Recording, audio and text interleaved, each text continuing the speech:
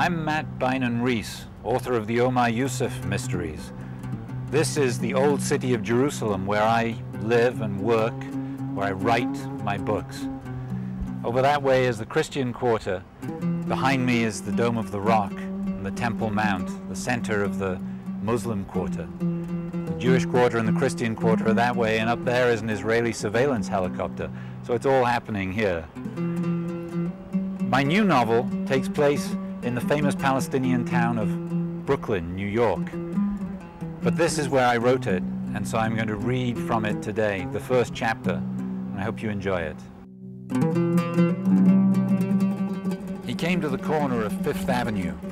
From his pocket he withdrew a slip of paper.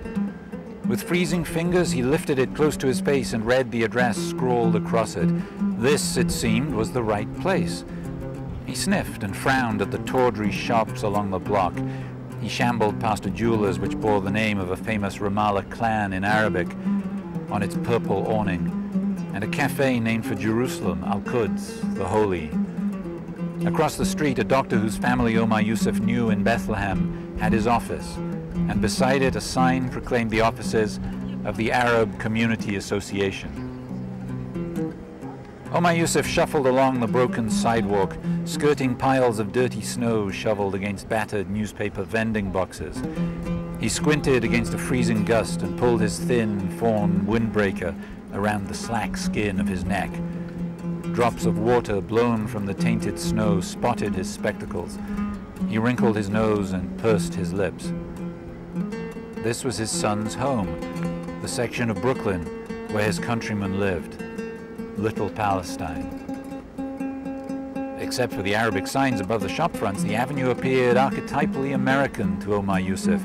Pristine cars, polished to a luminous finish he'd only ever seen in Bethlehem on a government minister's sedan, nuzzled the brown snow at the curb.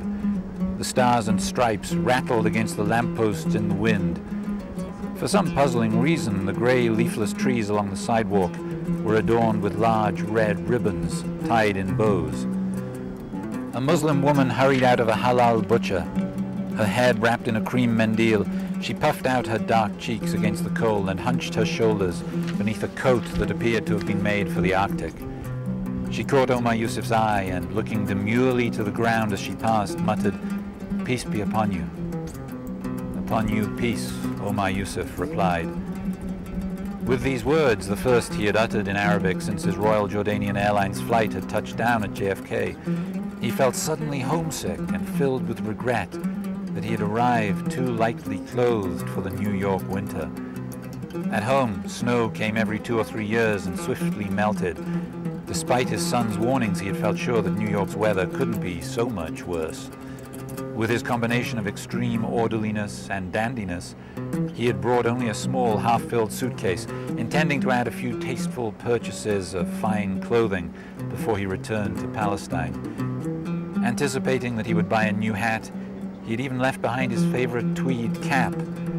As he watched the woman haul her purchases along the block, Omar Yussef felt the white hair he combed over his bald crown lift on the raw wind. At a door beside a boutique selling the traditional embroidered robes of the Palestinian villages, which, in Arabic, confided that it was the establishment of someone named Abdul Rahim, Omar Yussef checked the address once more. Then he shoved through the cheap black door and mounted the grubby staircase toward his son's apartment. The corridor at the top of the flight of stairs was dark and silent. Omar Yussef paused to catch his breath and to let his eyes adjust to the dim light filtering up from the ground floor. A bus pulled away on the avenue, and a car briefly sounded its horn.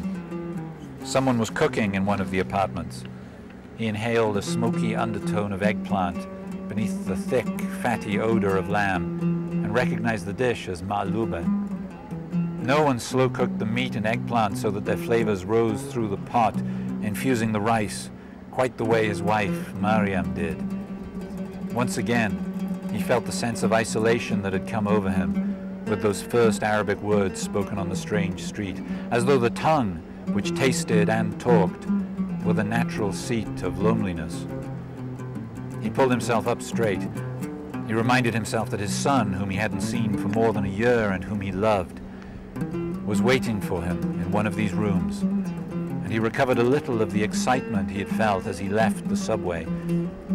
He smoothed his grey moustache, smiled briskly to be sure that the chill outside hadn't frozen his features, and scuffled along the narrow, sticky strip of red linoleum toward the door of apartment number 2A. It was open. Omar Yussef halted. An inch of iron-grey light groped past the door into the corridor.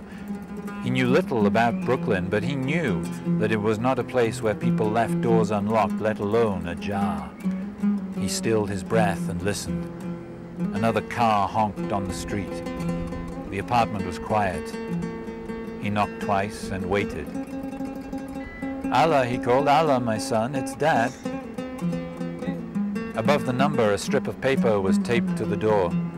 On it, in a florid Arabic script, were written the words, "Castle of the Assassins." Omar Yussef's lips twitched in a nervous smile. Nizar always had good penmanship, he thought. That's a nice joke. He noticed a button in the center of the door. When he pushed it, a dull bell sounded, but the pressure of his finger also swung the door back on silent hinges. He stepped into the living room of his son's apartment. Once more he called his son's name and added those of his roommates. "Rashid, Nizar, greetings, it's Abu Ramiz." The room was shabby, furnished with a dilapidated sofa and 3 dining chairs, one of which was missing its plastic backrest. On the far wall hung a cheap yellow prayer rug woven with the image of the Kaaba, the black stone at the heart of the great mosque in Mecca. Beside it, a page torn from a magazine had been taped to the wall. It bore a photo of the Dome of the Rock in Jerusalem. On a low table by the door sat a model of the same shrine made of matchsticks, the size of a football, painted gaudy yellow and turquoise. The kind of art our boys make in Israeli jails, Omar Yussef thought.